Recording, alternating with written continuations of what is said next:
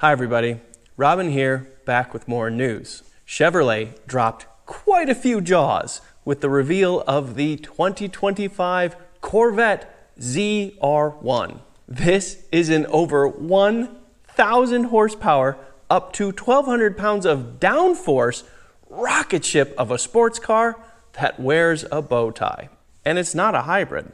Power comes from what Chevrolet dubbed the LT7, a twin turbocharged 5.5-liter dual overhead cam flat plane crank V8. And it cranks out 1,064 horsepower at 7,000 RPM and 828 pound-feet of torque at 6,000 RPM. How did Chevrolet do it?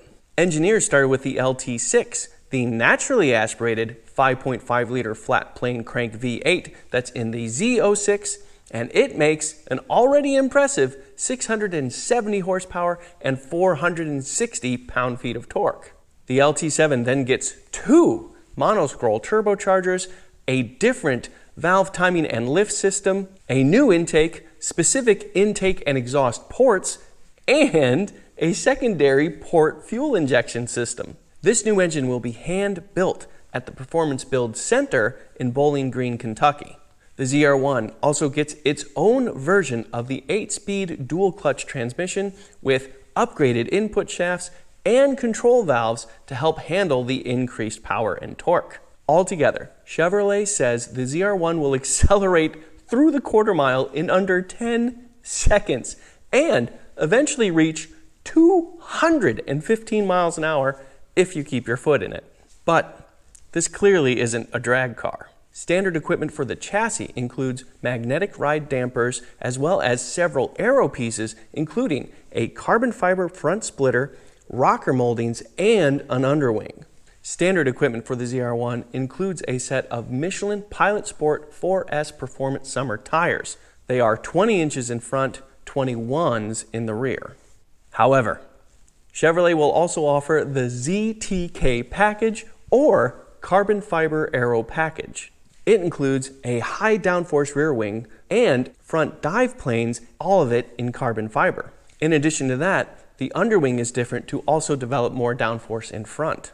All told, it produces 1,200 pounds of downforce, but Chevrolet did not say what speed you have to be traveling to reach that number. Tires get upgraded with the package as well. You roll on Michelin Pilot Sport Cup 2R tires, which is basically a race tire with a little bit of tread on it.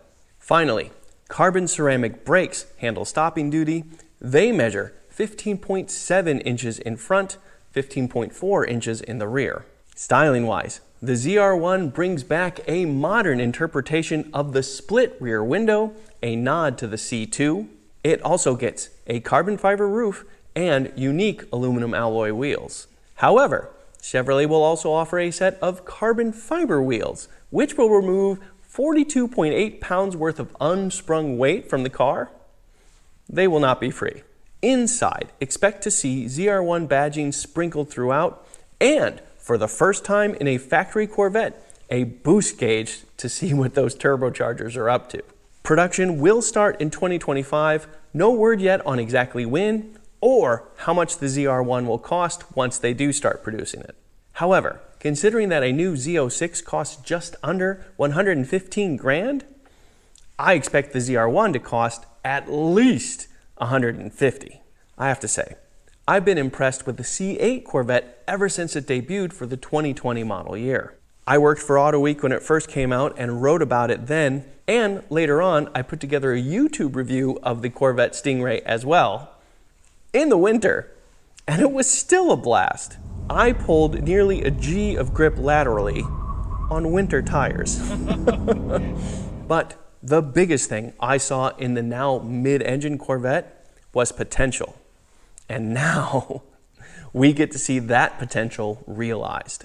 1,064 horsepower in a thing that weighs less than 3,700 pounds? To say I'm excited is an understatement.